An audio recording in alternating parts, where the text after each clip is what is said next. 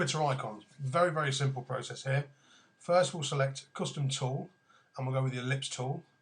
I've put a couple of guides here, so if we just start where the guides meet, hold down the shift key, drag the mouse until we get a circle of the desired size. Okay, now as you can see it's not the right colour just yet, so we'll double click and we'll choose a colour much like Twitter's background, and there we go. Now what we need to do now is select the elliptical marquee tool and create what I like to call a flat cap, for no other reason than it just gives a nice reflective base. Now we'll just move that up just a little bit, just using the cursor keys here, until it's pretty much just right near the edge, maybe a couple of mil out. Now on the left hand side you'll see my foreground colour is set as white.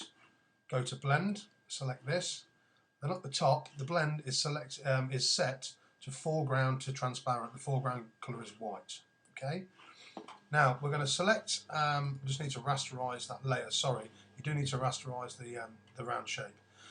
Just above the P, hold your left mouse key down, hold shift, and then drag down to probably about 3/4 of the way through the flat cap. Then let go and you get this lovely, like a reflection almost like a glass look. And then just unselect. Then we need the T for Twitter, so we'll just pop the letter T in there, and it needs to be quite big, so we'll put it about 120, and you can see there we have a nice big T. Now we need to change this. This isn't Twitter's font, but it's one very much like it called Tondo, so we're going to use this font, and there we go. Now you can see almost already, we're almost there. I'm just going to make that just a little bit bigger, just by simply Control T and dragging it over. Now you've got the T there for Twitter. Now, quite simple now, you can either add a little effect to it by double clicking on the panel on the right hand side of the T, and we're going to stick a stroke on it. We're going to make it about 20 so it's nice and thick, and the colour I think will go with obviously the Twitter background there, and make it just a little bit darker so it stands out a little bit. Okay, now that's just making it stand out more on the circle. To be honest with you, dropping it might actually make it look a bit better, but it just goes to show how simple you can add your own effects to it. Now we're almost there now, we've got a nice little logo there, but it does need a shadow. Without a shadow things just look wrong. So we'll create a new layer towards the bottom of the pack, and we'll call it shadow,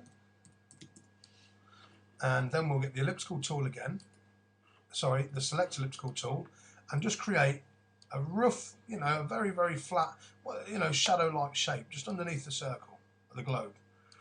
And then we're going to go to the background colour, select this, and get the paintbrush and just fill it in. Now, at the moment, I've got the brush set at 22 opacity, and I used it twice. Now we're going to unselect that using Control D.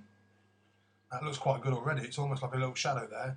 But we want to go to Filter, Blur, Gaussian Blur, and mess around with it a little bit till you get a nice little shadowy effect to it.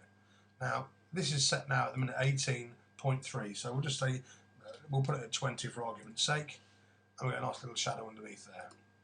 And then quite simply you've already got it. That's it. That's how simple they are.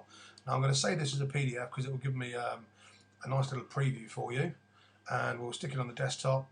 We don't need any layers. View PDF after saving. Now obviously I'd advise you to save this as probably more a PNG actually, because then you get the transparent background. But there you go, a nice Twitter icon for use on blogs or anything else. Thank you very much.